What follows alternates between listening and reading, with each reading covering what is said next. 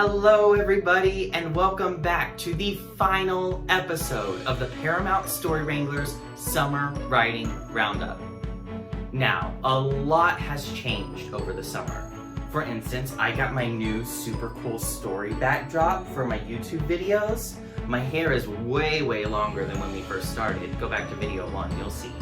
And, most importantly, you all wrote 100 stories! That's amazing! More than 100 stories were submitted to the Paramount Story Wranglers Summer Writing Roundup, and I could not be more pleased. So, in recognition of this momentous occasion and our last time together for the summer, I want you to put your right hand up and your left hand up. Bring them together and apart, and together and apart, and faster and faster and faster and faster, and congratulations! If you submitted a story, whether your story was chosen or not, you should feel so proud of yourselves. I know I am very proud of you. So, obviously, there will not be a theme announced at the end of this video, but stick around because I have some important and exciting information on how you can stay involved with the Story Wranglers even during the school year. But first, let's talk about last week's stories. Last week, I asked you to write about a fantastic vacation, and you delivered. We had people going to Broadway, we had people going to exotic beaches, we had people heading off of the planet Earth for these amazing vacations, and they were incredibly fun to read.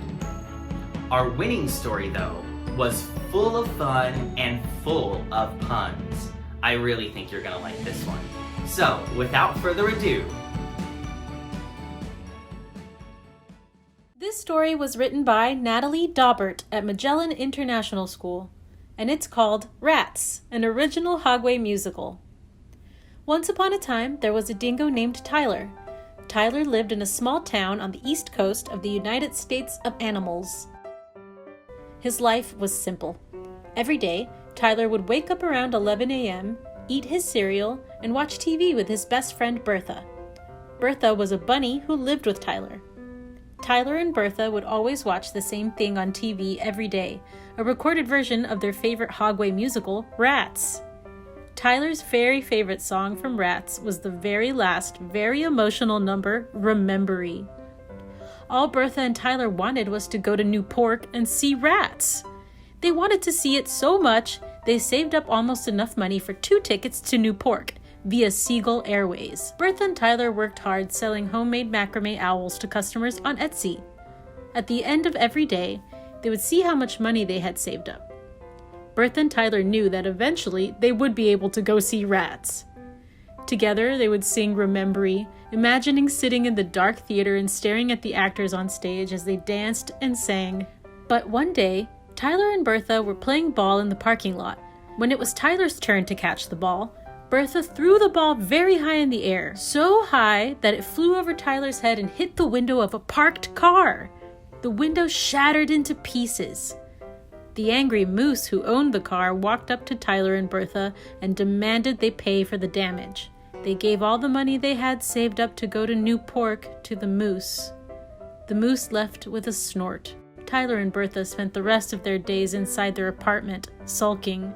They would never get to go see Rats. Then, one day, a shady-looking unicorn came up to Tyler and Bertha's apartment. She was wearing a leather jacket and shades. The unicorn asked them if they had any syrup. Tyler and Bertha looked at each other puzzled. Why would this unicorn want syrup? They said yes and gave their last bottle to the unicorn. The unicorn thanked them and told Tyler and Bertha never to tell anyone that she had asked them for syrup. In exchange for the syrup, the unicorn gave Tyler and Bertha enough money to move to Newport. Bertha and Tyler were so excited that they immediately packed all their stuff and booked a trip to Newport. They bought a penthouse on Hogway Street and went to go see Rats. Tyler and Bertha cried when the actor playing Grizasmella sang the final number, Remembery. One day, Bertha and Tyler saw on the news that a gang of illegal unicorn syrup dealers had been caught by the police. And ever since that day, Bertha and Tyler lived a happy life in Newport. The end. A huge thank you to our lucky story winner, and a thank you to the story wranglers who brought that story to life.